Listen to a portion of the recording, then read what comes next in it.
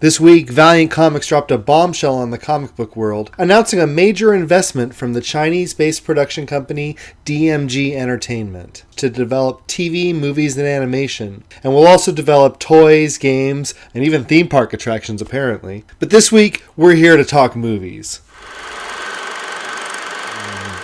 Cinematic universes are all the rage these days, and seeing how a tight continuity is one of Valiant's strong points anyways, it makes a lot of sense for them to follow in this model. This deal seems to set up Valiant in a very similar way as Marvel did when they started Marvel Studios and began producing their own films. They're essentially an independent studio, which means they're going to need a distributor.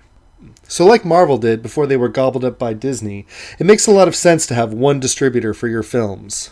And if you look at all the major studios, there are really three potential partners that really stick out. So Disney, Fox, and Warner Brothers are all tied up with their own mega franchises, leaving three potential suitors. Sony's an obvious suitor, and a Valiant film has already popped up in emails during the Sony hack. Though there could be complications with Sony already being home to the Spider-Man franchise. Still, it could be enticing if Sony is looking perhaps at a future one day without the web-slinger. Next, we have Universal Pictures, a studio with a hit-and-miss track record with comic adaptations. Universal has been struggling to figure out how to get a mega franchise of its own. Its most notable failed attempt has been the Universal Monster movies. They've also got theme parks, which could fit into their other plans as well. And finally, we have Paramount, a company that partnered with Marvel to distribute their Phase 1 films, but since losing that slate of films to the House of Mouse, they've been left in the cold in the comic book game, and their prior experience with a comic book studio could be a natural fit. Of course, all of this could be nonsense and conjecture. We will see.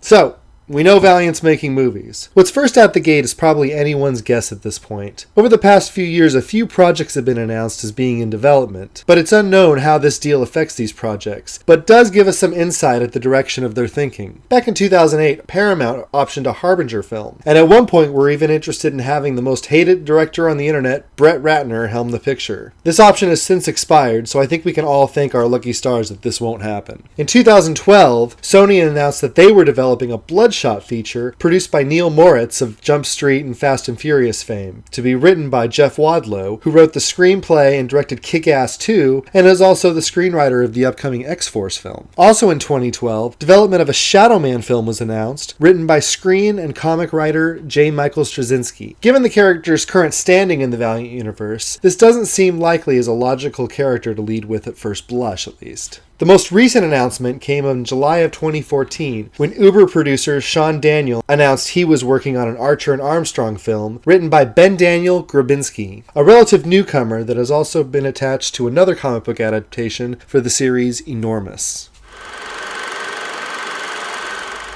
Now, I'm not saying any of this is bad news, but with something of this magnitude, there are bound to be pitfalls beyond the obvious, the film's flop so bad this whole endeavor goes belly up scenario. We have investor GMG itself, who was also a producing partner on Iron Man 3. This film is notorious because Chinese producers shot additional sequences for the Chinese release of the film, many of which were bizarre and barely connected to the film itself. Now, word is DMG is still a minority investor, so hopefully this type of interference will be kept at bay. But even with investors aside, they still could be dealing with the Chinese film restrictions themselves, which we've seen affect films like the Red Dawn remake that saw the nationalities of the bad guys changed in post-production from Chinese to Korean, and Cloud Atlas, which had 40 minutes removed by censors. Now, turning things back to comics, we've also seen how the film business side of things can affect the editorial directions of a comics line. Marvel in particular has been accused of such practices recently, retconning Magneto being the father of Quicksilver and Scarlet Witch, who were also changed from mutants to Inhumans, and even canceling the Fantastic Four comic on the cusp of Fox's new film.